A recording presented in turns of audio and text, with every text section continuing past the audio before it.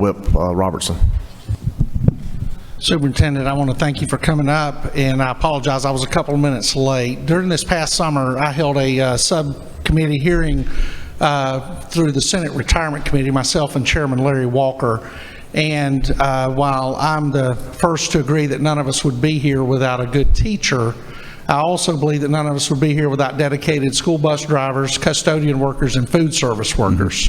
And I sat in a room and I listened to individuals talk about retiring after 25 and 30 years on the job with no Social Security and receiving $300 a month retirement.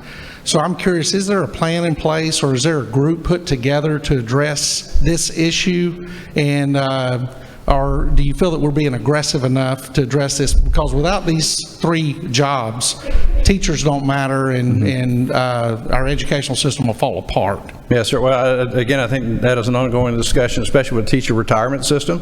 I think many of some of the many of the support individuals may actually be under the state retirement, if I'm not mistaken with that.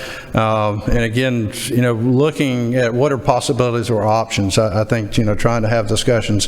Is it something that our support personnel can be brought underneath our teacher retirement system? That may be something that we look at just to expand.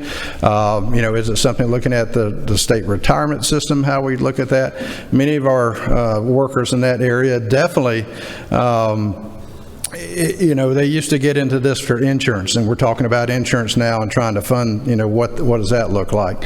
I know for us, it is definitely, we got to have budgetary talks with you. I think the governor's office to try to address that. For our local districts, what does that mean? Are they having to, supplement?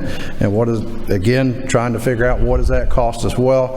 But I think that's, again, I wish I could give you more information, hands-on at this time, but it definitely is an issue that we continue to look at. Thank you, Superintendent Woods, for your presentation today.